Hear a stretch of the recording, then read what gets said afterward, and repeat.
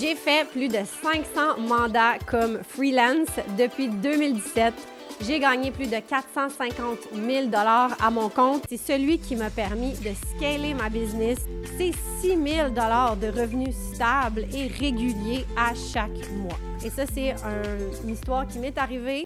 Aujourd'hui, je te présente les 4 modèles avec les inconvénients et les avantages de chacun et je te partage mon expérience personnelle sur quels modèles m'ont permis de générer le plus d'argent possible comme freelance.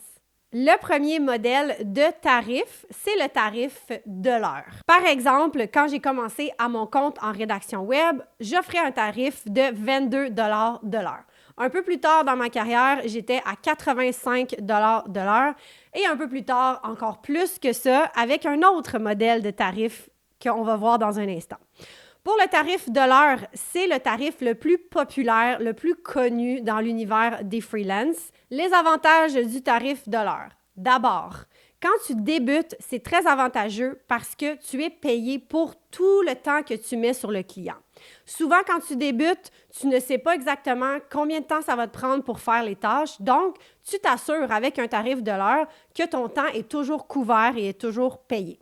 Un autre avantage, c'est que s'il y a des problèmes en cours de route dans le mandat ou il y a des choses qui prennent plus de temps, tu vas être payé pour gérer ces choses-là, ces imprévus-là. Donc, il n'y a pas de perte de ce côté-là. Le troisième avantage, c'est que c'est facile de calculer quand tu vas faire ta facturation. Donc, quand tu vas arriver à la fin de la semaine, tu vas avoir travaillé 15 heures sur ce mandat. C'est facile, 15 heures fois ton taux horaire dans la facture et c'est réglé. Le dernier avantage, c'est du côté du client. Donc, pour le client, c'est facile de comparer différents freelances avec le tarif de l'heure. Donc, par exemple, un freelance va offrir 30 $ de l'heure et l'autre va offrir 35 $. Donc, c'est clair, c'est concret pour le client pour comparer. Maintenant, les inconvénients du tarif de l'heure. Donc, l'inconvénient numéro 1, et c'est un mur que j'ai frappé comme freelance, c'est que quand tu deviens plus expérimenté, tu deviens donc plus rapide dans ton travail et tu gagnes moins d'argent. Donc, ça ne fait aucun sens de gagner moins d'argent alors que tu as plus d'expérience. C'est sûr que tu peux augmenter ton tarif horaire, mais il y a quand même une limite à ça. Des choses qui te prenaient 10 heures à faire au début, maintenant te prennent peut-être 2 heures, donc tu es payé moins pour ta valeur qui est plus grande maintenant. Un autre inconvénient avec le tarif de l'heure, c'est que c'est désavantageux quand tu dois faire un travail qui requiert beaucoup de créativité, mais pas nécessairement de temps. Par exemple, si tu dois rédiger un slogan, ça peut être 3-4 mots. Ça peut pas prendre beaucoup de temps dans un sens où c'est ta créativité qui va parler. Mais si ça te prend juste 30 minutes rédiger le slogan, mais que le slogan va permettre à la compagnie de faire des centaines de milliers de dollars en vente, c'est pas du tout rentable pour toi et ta valeur, elle est moindre là-dedans. Finalement, le dernier inconvénient pour le tarif de l'heure, c'est du côté du client. Il peut avoir des potentielles mauvaises surprises. Par exemple, moi, j'ai embauché une rédactrice pour travailler pour moi et un projet que je pensais qu'il allait prendre, par exemple, 5 heures. Donc, j'avais budgété pour 5 heures. Finalement, quand je reçois la facture, je vois que ça l'a pris 15 heures. Donc, c'est une mauvaise surprise. Ça me coûte beaucoup plus cher que ce que je pensais.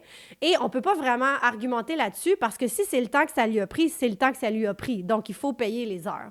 Donc, avec un tarif de l'heure, il peut y avoir du côté du client des mauvaises surprises et ça pourrait atteindre la relation et endommager la relation avec le client.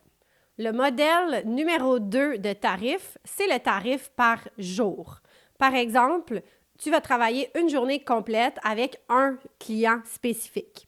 C'est un modèle qui est populaire avec les métiers freelance comme les adjointes virtuelles, les producteurs vidéo, les designers graphiques et même les rédacteurs. Personnellement, ce n'est pas un modèle que j'ai essayé parce que, on va le voir dans les inconvénients. Les avantages du tarif par jour. Le premier avantage, c'est que c'est facile à calculer. Donc, c'est clair, c'est une journée pour 300 $ par exemple. C'est ça qui est ça. Le deuxième avantage, c'est que c'est simple. La journée est finie, tu encaisses ton montant. Peu importe si le travail a été terminé dans la journée, si la journée est terminée sur l'heure que tu as déterminée avec le client, tu vas être payé et merci, bonsoir. Les inconvénients du tarif par jour. Donc, d'abord, un peu comme le tarif de l'heure, plus tu vas devenir expérimenté, plus tu vas pouvoir réaliser de choses dans une journée et donc offrir plus de valeur à ton client, mais ton tarif reste le même. Un autre inconvénient avec le tarif de jour, c'est que c'est très vague, autant pour toi que pour le client. C'est dur de déterminer c'est quoi les livrables que tu peux vraiment réaliser dans une journée. Il pourrait y avoir un freelance qui offre 300 $ pour une journée, qui travaille à une vitesse X, et un autre freelance qui offre le même tarif, mais qui travaille beaucoup plus rapidement, donc qui va accomplir plus de choses dans une journée.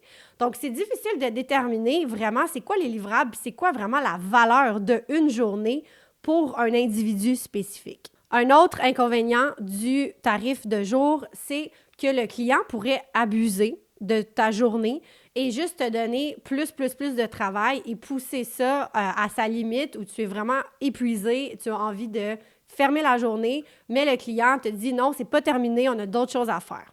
Le troisième modèle de tarif, c'est le tarif par forfait. C'est mon modèle préféré parce que c'est celui qui m'a permis de scaler ma business de freelance et de générer des montants dans les 6 chiffres annuels en travaillant seulement 20 à 25 heures semaine. Donc, par exemple, un modèle de forfait, ça pourrait être en rédaction web, un forfait de 3 articles de blog avec une révision et une rencontre client pour 1 000 $ par exemple.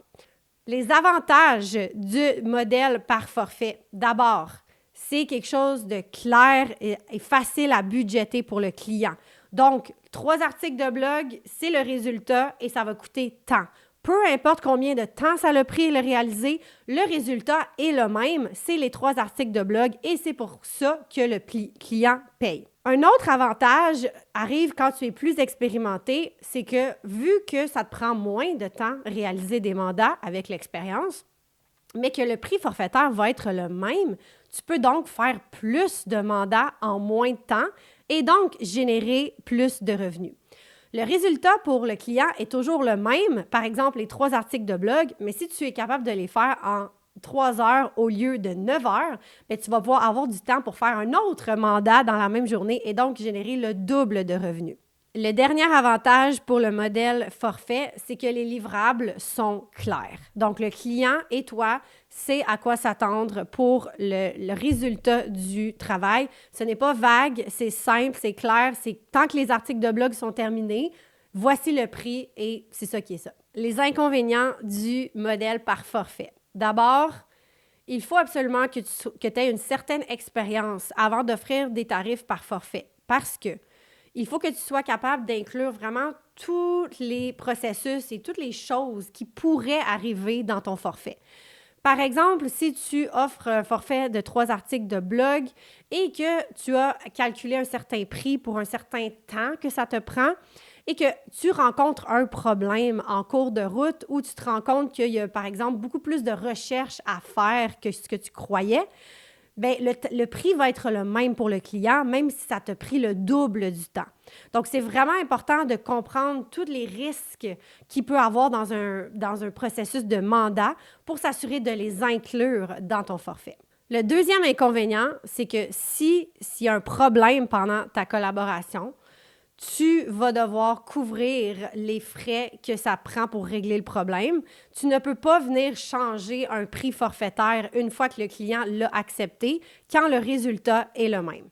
Le quatrième modèle de tarif, c'est le tarif rétention. Aussi appelé en anglais par le tarif retainer, le tarif rétention, c'est un prix fixe que le client va payer le freelance par semaine ou par mois pour retenir ses services. Attention, c'est différent d'une banque d'heures. Le tarif rétention est basé sur la disponibilité d'un freelance pour un client. Par exemple, c'est idéal pour des services comme adjointe virtuelle, rédactrice, gestionnaire de publicité, etc. Donc, des métiers qui sont souvent réguliers avec des mandats long terme. Le but d'un tarif rétention, c'est que le client va tu vas toujours être disponible pour le client en tant que freelance quand il va avoir besoin de toi. Et normalement, le client, s'il paye un tarif rétention, c'est qu'il va avoir des besoins réguliers et tu vas toujours être là pour répondre à ses besoins. Les avantages du modèle de tarif rétention. D'abord, le premier avantage pour le freelance, c'est que tu vas avoir des revenus stables et réguliers avec ce modèle de tarif. Par exemple, si tu as 4 clients, 2 clients qui te payent 2 000 $ par mois en tarif rétention et 2 clients qui te payent 1 000 $ par mois en tarif rétention, c'est 6 000 $ de revenus stables et réguliers à chaque mois. Le deuxième avantage, c'est que tu développes des relations long terme avec tes clients. Et ça, c'est vraiment l'idéal quand tu es freelance. Non seulement le travail va devenir de plus en plus facile parce que tu vas être habitué de collaborer avec ce client, mais le travail va aussi être de meilleure qualité pour le client vu que tu vas connaître sa marque, tu vas connaître ses processus, tu vas connaître ses besoins, ses attentes en collaborant sur le long terme avec lui. Le troisième avantage, c'est du côté du client. C'est super avantageux pour un client d'avoir un freelance, une ressource qui est disponible en tout temps pour ses besoins. Ça lui évite énormément d'efforts et de temps à avoir à chercher un nouveau freelance à chaque fois qu'il y a un nouveau projet ou à avoir des freelances qui doivent soumettre des devis et des offres de services à chaque fois qu'il y a un nouveau projet. Quand tu as un freelance en retainer, il est toujours là, il est toujours disponible et c'est facile, c'est simple. Les inconvénients du modèle retainer. D'abord, et ça c'est une histoire qui m'est arrivée à plusieurs reprises, donc les clients peuvent abuser de toi quand tu es en modèle retainer. Vu que tu es disponible pour lui, il peut te donner beaucoup de travail et ça peut devenir beaucoup plus que la valeur du montant que tu es payé. Pour prévenir cet inconvénient, c'est très important de déterminer via un contrat avec ton client exactement c'est quoi la charge de travail maximale qui peut être inclus dans le retainer. Le deuxième inconvénient, c'est que ça peut devenir difficile de gérer plusieurs clients en retainer comme freelance. Donc, par exemple, tu as 3 ou 4 clients en retainer, il faut que tu sois disponible prioritairement pour ces clients. Donc, c'est le but d'un retainer. Mais si tu en as 3 ou 4, ça peut être difficile de savoir lequel prioriser s'ils arrivent tous en même temps avec un mandat. Donc, c'est pour ça que je recommande d'avoir un gros maximum de 3 clients en retainer pour être en mesure de prioriser ces clients-là VS des clients à forfait, par exemple, ou de tarifs horaires. Voilà, c'était les 4 modèles de tarifs que j'ai essayés en 8 ans comme freelance. Mon conseil pour quel tarif choisir, c'est de commencer, quand tu es débutant, commence avec un tarif de l'heure. Comme ça, tout est couvert, c'est facile, c'est direct. Ensuite, quand tu as un peu plus d'expérience, vas-y avec des tarifs par forfait pour tes clients qui sont plus ponctuels, qui ont un projet à faire et c'est terminé. Et pour les clients réguliers qui ont des projets à chaque semaine ou à chaque mois, vas-y avec des tarifs retainer. Donc voilà, je serais curieuse de savoir, as-tu essayé les 4 modèles de tarifs ou un des 4 modèles de tarifs que j'ai présentés? Dis-moi dans les commentaires lequel est ton préféré et c'est quoi tes expériences avec les modèles de tarifs qu'on a parlé aujourd'hui. Sur ce, je te dis à la prochaine vidéo et bonne journée! Salut!